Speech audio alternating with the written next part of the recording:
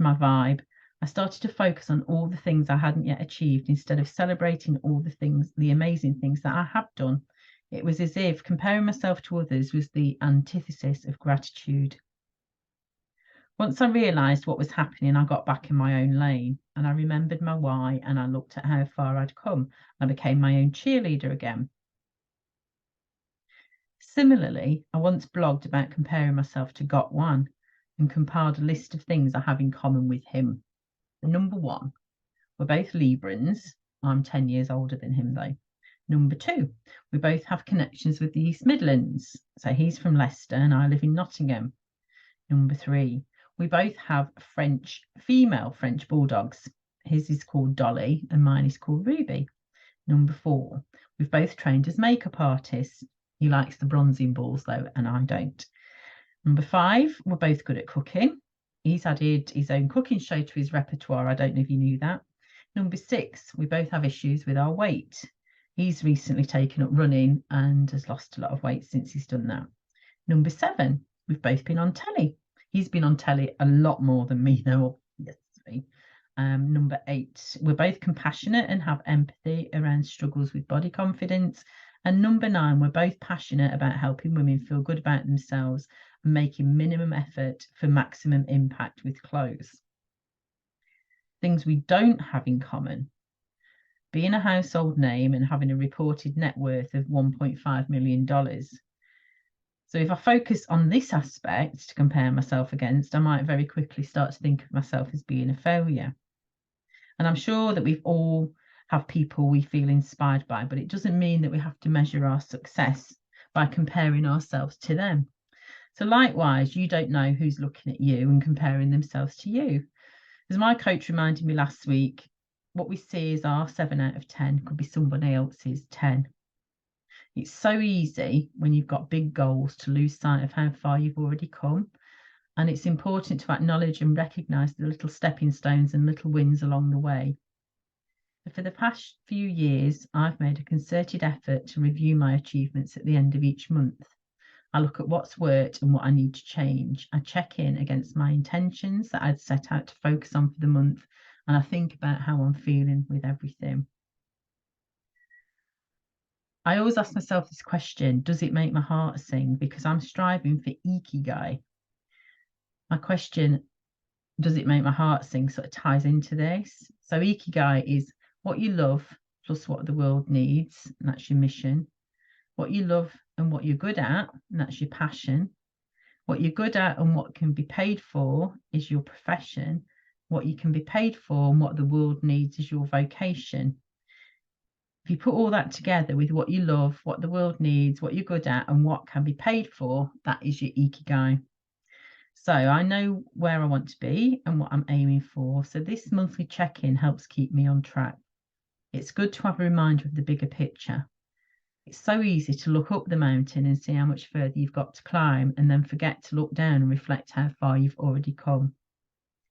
As well as taking a regular check-in on yourself and your progress, it also helps if you've got a solid support network around you that will help you stay on track too. So the other day I was feeling a bit meh. I'd not slept well, self-doubt crept in uninvited, and I got negative chatter in my head. And I wouldn't normally take much notice these days because I know it's rubbish, but because I felt tired, it's why I let the doubts get into my head. And I often talk to my clients about Sid. Sid's the self-image demon. And he's the name that I've given to that voice that pipes up in your head when he's being critical and nitpicking. And sometimes it's about your business stuff. Other times he's telling you that your bum looks big in that, or that top's doing you no favours. And Sid used to be a constant companion of mine at one time. I never liked what I saw in the mirror, hated the lumps and bumps, and I was generally in a very negative relationship with myself, full stop. And I had this sort of, why am I bothering cloud hanging over me? And Sid was saying to me, well, what's the point? And all of this was going on despite the fact that I know I'm fucking awesome at what I do, and my FAB network is growing and I'm getting amazing feedback on a daily basis, etc., etc. So I sat with it for a while and I recognized some deep, ingrained old patterns that were coming to the surface. Once I'd identified that these was old patterns, the clouds lifted and I started to feel back to my normal self. So I don't allow Sid to stay for very long these days. He gets shushed by Fifi. Fifi's his nemesis, Fifi the fuck it fairy. One of the other things I did was lean into my support network. And that's what one of my favourite features of the FAB network is, the WhatsApp chat group.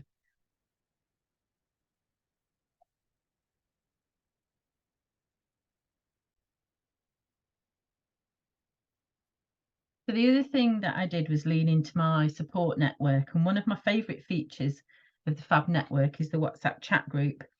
I mentioned how I was feeling in there and asked if anyone else had had these kind of days. And there was a resounding yes. I asked my members what do they do on these kind of days and got lots of constructive ideas and support. I didn't feel any shame or judgment as the leader of the network opening up. And that's one of my most favourite things about the tribe. It's okay not to be okay and everybody has your back. But not in a wishy-washy pity party kind of way. It's a solid, we've got you, compassionate way. It's a very resilient bunch of women. I love that it feels like a safe space, and it didn't take me long to get my head straight and shut Sid up after the flock had rallied round, which was brilliant. So my vision for the community was that it's going to be a place where when you were asked the question, who are you, you feel able to answer it in such a way that it does actually reflect your true self, somewhere that you have permission to be whichever version of you needed to be on any particular day, somewhere that it's okay not to be okay if required, somewhere to be a bit daft, a bit irreverent, a bit playful if you feel like it, somewhere to feel respected, connected and supported by other women who get it. One member said, I love the openness of this group, holding each other from afar, laughing, commiserating, crying, and every other emotion, a space to be happy, vulnerable, and together. And reading that makes me really happy. So next time you're having a bout of the comparisonitis, remember, comparisonitis is the antithesis to gratitude. Stay in your own lane. Look at how far you've come already and take time to acknowledge that. Choose pride over self-doubt. Have clarity around what you're striving for and your reason why. And think about what you can change if what you're doing isn't making your heart sing. Your 7 could be somebody else's 10. Just strive to be the best version of you and get a reality check with somebody who understands. I'll finish with this quote. Too many people overvalue what they are not and undervalue what they are.